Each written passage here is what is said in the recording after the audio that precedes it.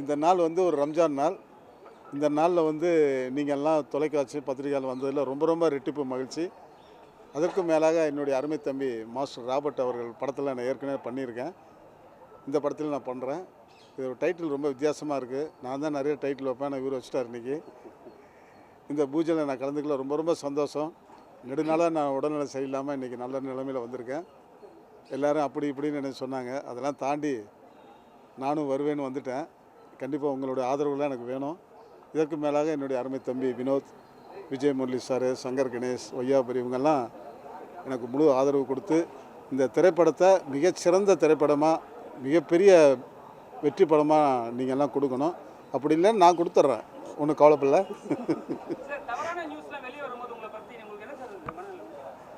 அதெல்லாம் வந்து என்னுடைய பேரை வந்து இன்னும் மேலே போயிட்டே இருக்குது. அதனால் நான் அதை பற்றிலாம் கவலைப்பட மாட்டேன். கடவுள் என்றைக்கா ஒரு நாள் நம்மளை கொண்டு போவார். அது குறுகிய காலத்தில் நாங்கள் கண்ணு முன்னால் பார்க்குறதுனால ரொம்ப சந்தோஷப்படுறேன். வேறு ஒன்றும் இல்லை.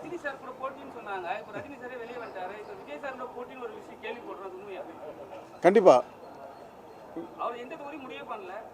அதாவது முடிவு பண்ணல. ஜோசப் விஜய் அவர்களே, உங்களை நான் ரொம்ப மதிக்கிறேன்.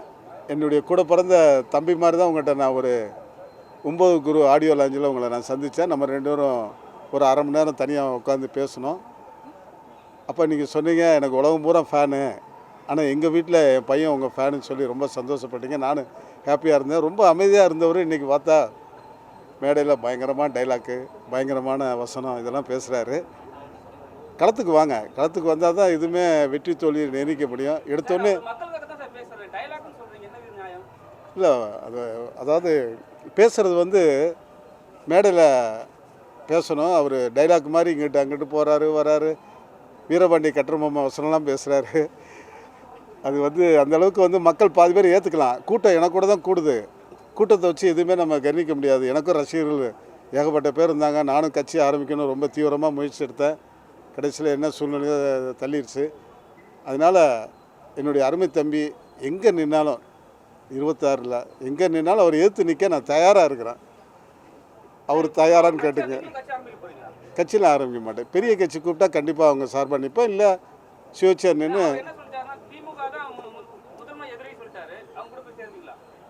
அது வாய்ப்பு கிடைச்சா சேருவேன் கண்டிப்பாக. எதிரியும் கிடையாது, நண்பனும் கிடையாது. இதெல்லாம் சும்மா டைலாக் சொல்கிறது தான். நாளைக்கு கூட்டணிக்கு வாங்கினா போட்டி போக போகிறாரு. இதெல்லாம் வந்து ஒரு பெரிய விஷயமே இல்லை. அவர் மக்களுக்கு வந்து என்ன செய்ய போகிறாரு, அவருடைய கொள்கை என்ன, அதெல்லாம் சொல்லாமல் எடுத்துக்கலாம் நான் அவருக்கு எதிரி, நான் அழிச்சிருவேன் வச்சுருவேன், இதெல்லாம் சொல்லக்கூடாது. இதெல்லாம் ரொம்ப தப்பு. அவங்களாம் வந்து 50 வருஷம் சர்வீஸ், இவருக்கு வயசு தான், அவருடைய அனுபவம் இவருடைய வயசு. அதனால் எடுத்தவங்க ஒருத்த மேடையில் கூட்டம் இருக்குது, மக்கள் இருக்காங்கன்னு சொல்லி பேச வேணாம். எதுவுமே நான் உங்களுக்கு எனக்கு வந்து ரொம்ப மானசீகமாக நான் வந்து தமிழக முதல்வர் ரொம்ப நேசிக்கிறேன். அவர் இப்படி பேசும்போது நான் ரொம்ப வேதனைப்பட்டேன். என்னடா இவர் இப்படி பேசிகிட்டு இருக்காரு, ஒரு நடிகராக இருந்து இப்படிலாம் பேசலாமா? அவர் முதல்ல நடிகருக்கும் டெக்னீஷியனுக்கும் மற்ற கலைஞருக்கும் அவர் உதவி பண்ணட்டும்.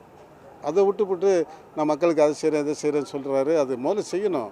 களத்தில் இறங்கி அவர் வேலை பார்க்குறது தான் என்னுடைய ஆசை.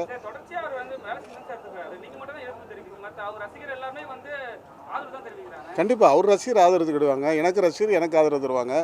கூட்டத்தை பார்த்து எதுவுமே நம்ம கண்டிக்க முடியாது. ரசிகர்கள் வேறு, வாக்காளர் வேறு.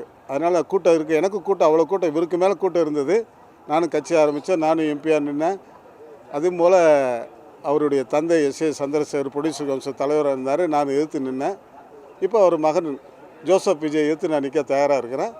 கண்டிப்பாக இந்த கட்சி கூப்பிட்டாலும் கூப்பிடலைனாலும் நான் கண்டிப்பாக சுயேட்சையா நிற்பேன். நிற்கட்டும், அவர் நிற்கணும், களத்தில் நின்று ஜெயிக்கணும். அதுதான் என்னுடைய ஆசை. பண்ணுவார்.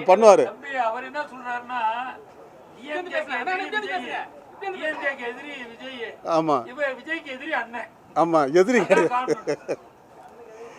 அவர் கட்சியில் வரட்டுங்க.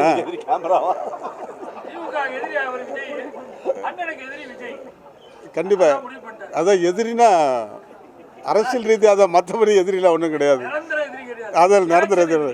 ஏன்னா இப்போ நான் வந்து சொல்கிறது வந்து அவருடைய ஃபேன்ஸுக்கெல்லாம் என்னடா அவர் இப்படி சொல்கிறான்னு சொல்லி என்னை வந்து கள்ள தூக்கி எறிகிறது, போகிற வழியில் மடக்கிறதுக்கெல்லாம் பொறுப்பு நம்ம தமிழக முதல்வர் தான். எனக்கு பாதுகாப்பு பொறுப்பு கொடுக்கணும்.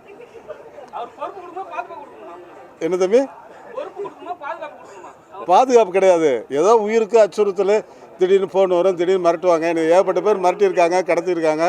அதெல்லாம் தனிப்பட்ட முறையில் இப்போ நான் வந்து அவர் ஒரு கட்சி தலைவர், அவரை எதிர்த்து நான் பேட்டி கொடுக்குறேன். பாப்பா எதுனாலும் சந்திக்க தயாராக இருக்கிறேன். ஃபிலிம் வந்து ரொம்ப வாசனையாக இருக்கும். கண்டிப்பாக எல்லோரும் யூஸ் பண்ணுறீங்க. இந்த படத்தை பாருங்கள், மிகப்பெரிய வெற்றி படமாக கொடுங்க. ஏன்னா ராபர்ட் வந்து ரொம்ப கடின உழைப்பாளி. அவர் டான்ஸ்லேருந்து மாஸ்டர் ஆகி இன்றைக்கி வந்து ஒரு நடிகர் ஆகி டைரக்டர் ஆகியிருக்காரு. எல்லா படத்துலையும் நான் நடிக்கிறேன். இன்னும் ஒரே ஒரு கருத்து மட்டும் நான் சொல்கிறேன், தயவுசெய்து தப்பாக நினச்சிக்காதீங்க. நம்ம ஜோசப் விஜய் அவர்கள் எப்போ பார்த்தாலும் மன்னராட்சி மன்னராட்சிங்கிறாரு. மக்களால் தேர்ந்தெடுக்கப்பட்ட மக்களாட்சி. மன்னராட்சியாக இருந்தால் யார் இங்கே வா இங்கேம்பார். அந்த மாதிரிலாம் பேசலை. தயவுசெய்து இந்த மன்னராட்சியில் சொல்லாதீங்க. அப்படி இல்லையாம்மா 40 தொகுதியும் எம்பிஆர் நின்று இன்றைக்கி டெல்லியில் உட்காடுறாங்கன்னா அது எந்த அளவுக்கு மக்கள் அவங்கள வந்து நேசிக்கிறாங்கங்கிறது தெரிஞ்சுக்குங்க. தயவுசெய்து இந்த மாதிரி தவறான கருத்தெல்லாம் நீங்கள் சொல்லாதீங்க. பிரச்சாரத்துக்கு போகும்போது நல்லபடியாக பேசுங்க, வசனம் பேசாதீங்க. சரியா? ரொம்ப தேங்க்ஸ்.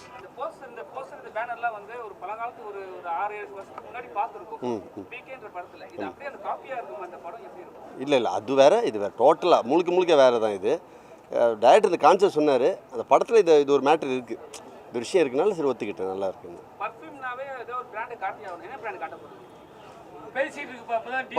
ஆமாம், இல்லை பர்ஃப்யூம்னால ஸ்மெல்லு தானே, அது வந்து ஒரு ஆம்பளை மேலேயும் வரும் பொம்பளை மேலேயும் வரும். ஸ்மெல்லை தான் நம்ம வந்து பர்ஃப்யூமாக வந்து அப்படியே கன்வெர்ட் பண்ணுறோம். கதையில் இருக்குது, அது இருக்குது கதையில். காஷ்மீர்கிட்ட இல்லை ஒரே சீனு. நம்ம ஒருத்தங்க நம்பி போகிறோம்ல, லாஸ்ட்டாக நம்ம நிலமை இந்த நிலமை தான் சொல்லிட்டு ஒரு சின்ன ஒரு கதையிலே இருக்குது. அதனால தான்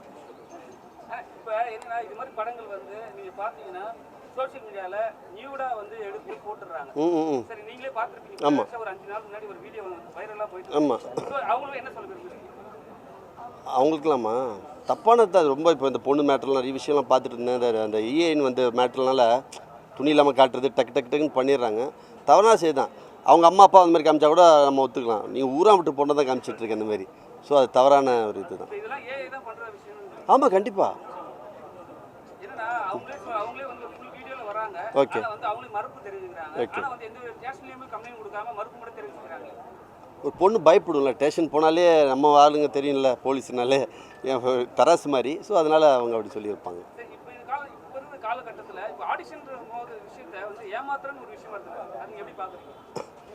அது சினிமாவில் இருக்குது. அது சினிமா ஆளுங்க சில ஆளுங்க ஏமாற்றிட்டு தான் இருக்காங்க.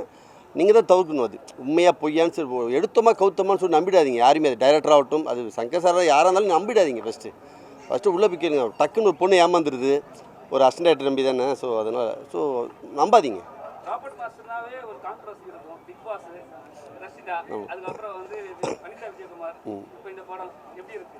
நல்லா தானே இருக்குது. பயமாக இருக்குது, ரொம்ப பயமாக இருக்குது. பட் பொறுப்பு இருக்குது நமக்கு. அடுத்தடுத்த ஸ்டேஜ் ஆண்டவர் கொண்டு போகும்போது ஸோ அதில் நான் அதை நீட்டாக பண்ணணும். ஏன்னா இப்போ பண்ண 3 படம் 3 கதை நல்லா இருக்குது. மக்கள் நீங்கள் தான் சொல்லணும் அதை பார்த்துட்டு.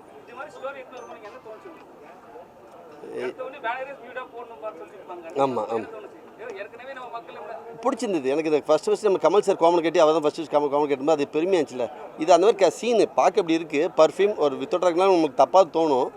ஆனால் படத்தில் பார்க்கும்போது கரெக்டாக அப்பா கரெக்டாக அவுத்து விட்டாங்கப்பா அப்படின்னு சொன்ன மாதிரி இருக்குது.